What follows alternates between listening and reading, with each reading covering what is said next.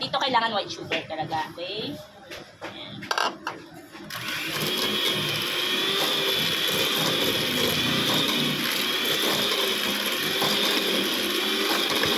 Then, nalagay niyo rin po ang vanilla. Dito naman, ang huhulin nyo naman lagi ay gelatin. Sorry lang. Papakita ko sa inyo, salit lang muna. Sa likod ako, wait lang. Opo. Okay, sige. Ayan.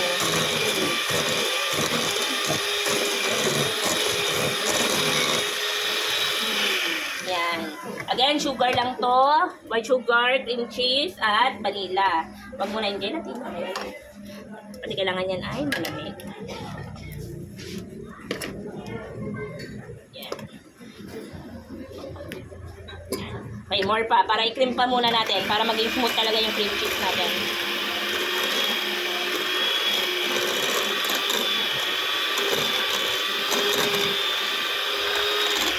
Then, lalagay niyo po yung cream cheese. Yung all-purpose cream. Yung all-purpose cream, kailangan chilled siya sa... Hindi sa ref naman po ha. Kasi pag nasa ref, namumuo siya.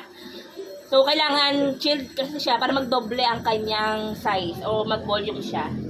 Ayun ang tinatawag na whipping. Di ba? Yung sa mixing method din. From liquid form, magpo-form siya ng liquid. Pwede mo yan. Tulungan nyo akong ano sa idin. Hanggat masasait na. Tayo pakihawak. Ay, isaid niya ako. Medyo may sipulukong. Yung hanggat masasaitan na itong konti pa. Makikisaid din.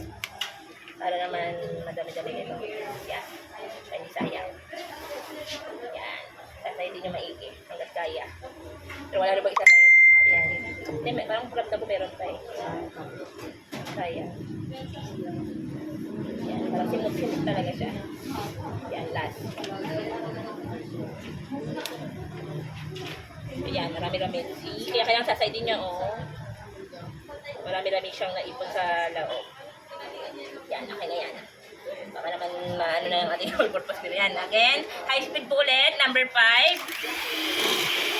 Hanggang dumoble po ang size ng ating cheese.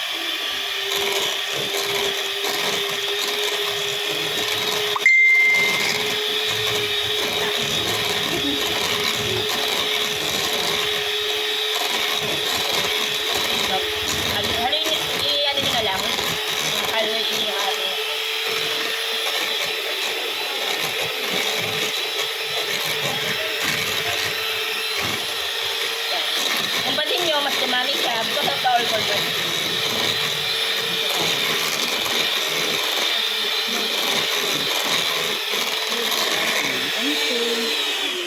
So, mali, overnight man lang para. 4 hours sa ref.